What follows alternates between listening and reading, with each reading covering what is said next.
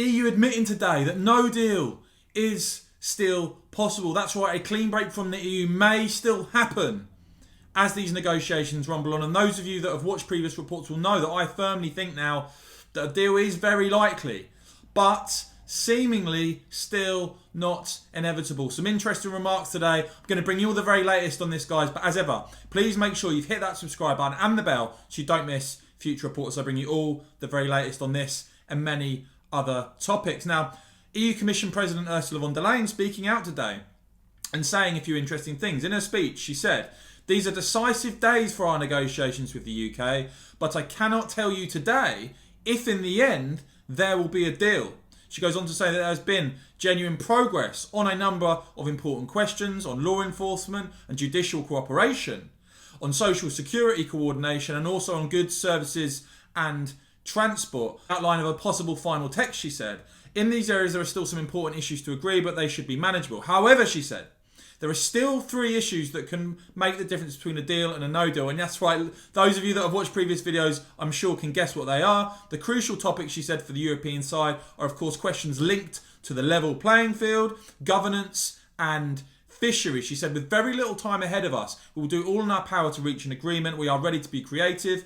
And she said that concerning fisheries, no one questions the UK sovereignty on its own waters, but we ask for predictability and guarantees for our fishermen and women who have been sailing in these waters, she says, for decades, if not centuries. Well, we know the utter devastation that has caused for the British fishing industry.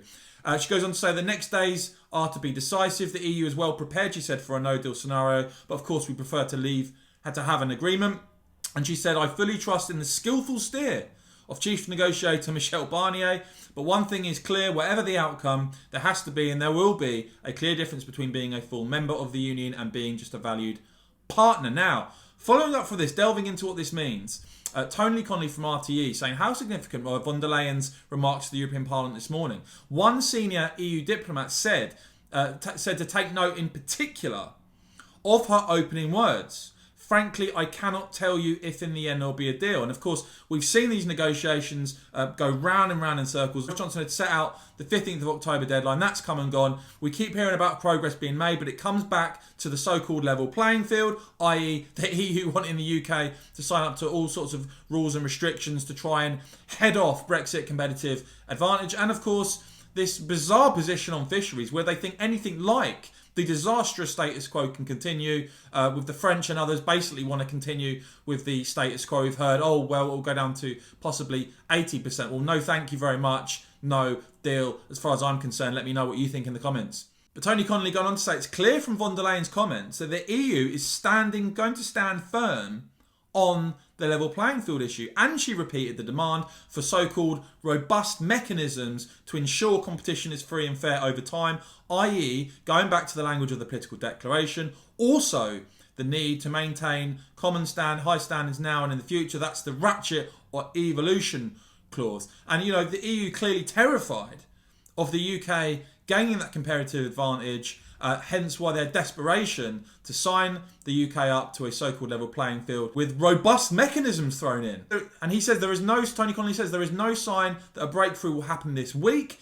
There has been no real movement on the level playing field, fisheries and governance, so things will run into next week. Guys, how long is this going to be allowed to run on for by the British government before we walk away? Let me know what you think in the comments. Let me know what you think needs to be done by Boris Johnson. And as for the PM, what he said today is that our position on fish hasn't changed. This is according to Boris Johnson. He said we'll only be able to make progress in the negotiations if the EU accepts the reality that we must be able to control access to our waters. And it's very important, he said at this stage, to emphasise that. That's what he said in Parliament. While a spokesman for the Prime Minister has been quoted as saying we'll only be able to make progress if the EU accepts the reality that the UK will have the right to control access to its waters at the end of the year, going on to say there are significant gaps that do remain between our positions in the most difficult areas, and there is much work still to be done if we are to bridge those gaps. Now, the Express today, with the story of Barnier panics as MEPs threaten to veto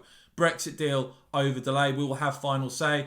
The Express reporting that Michel Barnier faces mounting pressure in his battle to secure a Brexit trade deal, with senior MEPs warning they will not be bounced into backing the pact. And as a former MEP myself briefly, I will say that MEPs in the European Parliament, they tend to make a lot of noise, but at the end of the day, deals are done behind the scenes. If the major European leaders want there to be a deal, it will be a deal. But nevertheless, David McAllister, the EU Parliament's Brexit negotiator, saying there is still no agreement. I want to point out we cannot simply wait until the very last minute to agree on a text. We, as a Parliament, have to scrutinise the final text. We, as the European Parliament, will have the final word, he said, to give our consent. We need to receive a legal text as soon as possible.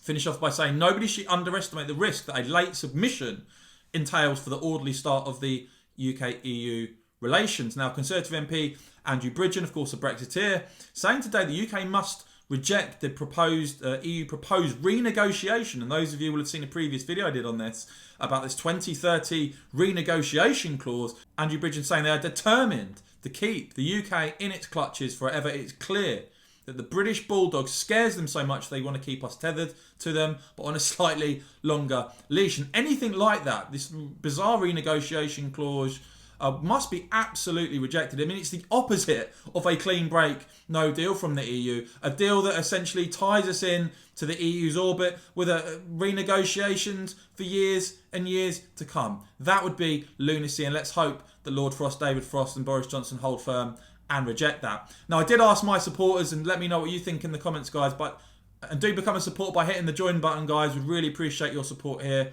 on the Westminster channel. I'd ask my supporters whether they think there will be a deal. If they had to make a prediction, not what they want, but if they had to make a prediction, do they think there will be a deal in the end here?